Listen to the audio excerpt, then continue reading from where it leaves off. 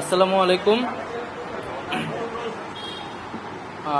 আজ দুপুর 1টার সময় আমাদের প্রধান উপদেষ্টা কার্যালয় যমুনাতে আমাদের উপদেষ্টা পরিষদের একটা অনানুষ্ঠানিক বৈঠক ছিল এবং এই বৈঠকে আমি আমার একটা ব্যক্তিগত বিষয়ে আলোচনা করেছি এবং আলোচনা সাপেক্ষে আমি প্রধান উপদেষ্টা বরাবর আমার পদত্যাগপত্র জমা দিয়েছি।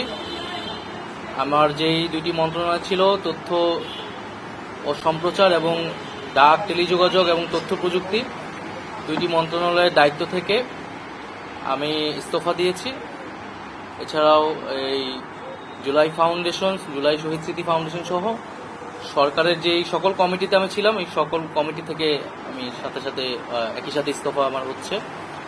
তো মূলত একটি গণ অভ্যুত্থানের প্রেক্ষিতে 8ই আগস্ট আমরা গণ অভ্যুত্থানের প্রতিনিধি হিসেবে প্রথমে 2 জন এবং পরবর্তীতে আরও একজন, 3 জন অন্তর্বর্তী সরকারে দায়িত্ব নেই অন্যান্য উপদেষ্টাবৃন্দের সাথে। তখন দেশের জাতীয় নিরাপত্তা এবং গণ অভ্যুত্থানের আকাঙ্ক্ষা বাস্তবায়নের লক্ষ্যে আমাদের সেই সময় দায়িত্ব গ্রহণ করাটা আমাদের কাছে মনে হয়েছিল যৌক্তিক।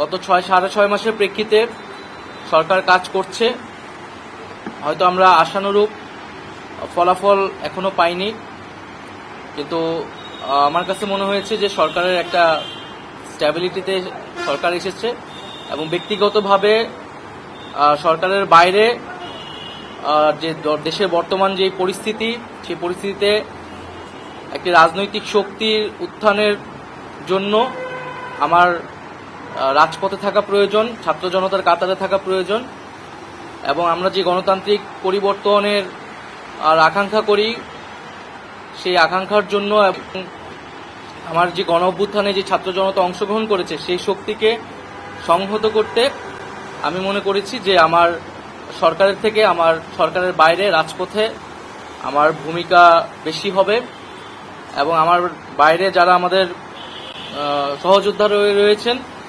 তারাও এটি চান এবং সেই প্রেক্ষিতে আমি মূলত আজকে পদত্যাগপত্র জমা দিয়েছি।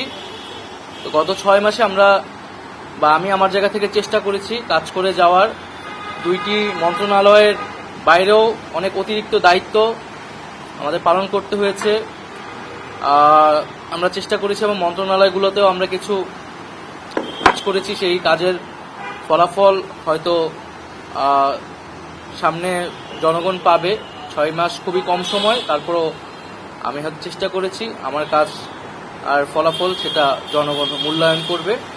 তো আজকে থেকে মূলত আমি সরকারের আর কোনো দায়িত্বে নেই, এটি মূলত বলার জন্য আপনাদেরকে আজকে আমরা 3টা কোশ্চেন নিব।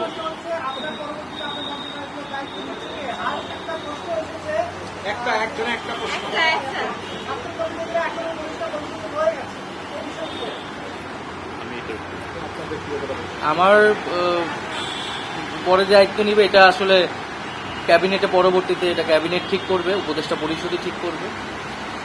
আর আমি আমার জায়গা থেকে মনে করেছি আমার বাইরের প্রয়োজন, বাট এখনো আমাদের গণ অভ্যুত্থানের আকাঙ্ক্ষা তো বাস্তবায়িত হয়নি। বিচার এবং সংস্কারের যে প্রতিশ্রুতি নিয়ে এই সরকার গঠিত হয়েছিল, ছাত্ররা এসেছিল, সেই প্রতিশ্রুতি পূরণে অন্য যে 2 জন রয়েছে তারা মনে করছে তাদের সরকারে এখনো দায়িত্ব রয়েছে, তারা এখনো সরকারে থেকেই জনগণকে সার্ভ করবে।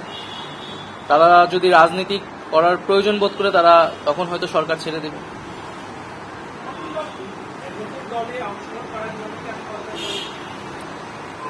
হ্যাঁ, নতুন যে রাজনৈতিক শক্তি এবং দল গঠন হচ্ছে, আমি সেখানে অংশগ্রহণ করতে আমার অভিপ্রায় আছে এবং জনগণের সাথে মিশে আবারও জনগণকে ঐক্যবদ্ধ করা এবং আমাদের যে গণ অভ্যুত্থান এর যে প্রতিশ্রুতি সেটা বাস্তবায়নে মাঠে থেকে কাজ করার লক্ষ্যেই আমি সরকার থেকে পদত্যাগ করছি।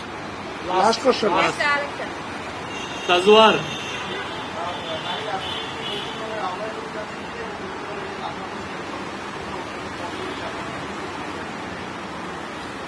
এটার জন্য আপনাদের দলটির যেদিন ঘোষণা 28 তারিখ, সেদিন পর্যন্ত অপেক্ষা করতে হবে, সেদিনই এটা জানা যাবে। নারীদের মধ্যে থেকে একটা কোশ্চেন নিব। নারী কেউ আপনি সাজেদা জি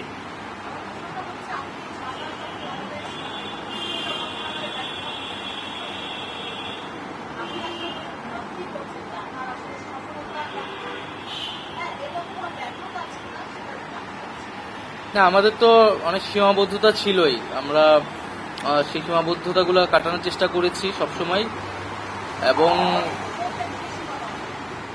এখানে সীমাবদ্ধতা ছিল, আমলাতান্ত্রিক জটিলতা ছিল।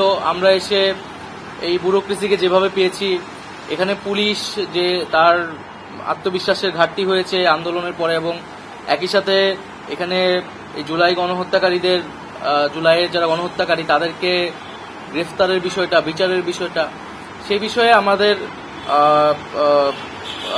কিছু সীমাবদ্ধতা থাকা সত্ত্বেও আমরা কাজ করেছি। আমি জনপ্রশাসন কমিটির একটা দায়িত্বে 2 সপ্তাহের মতো ছিলাম।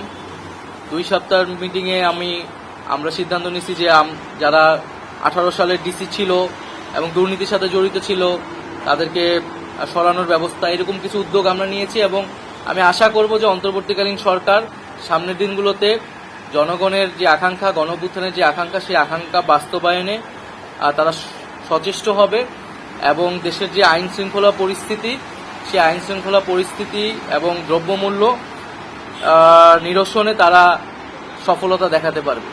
ধন্যবাদ।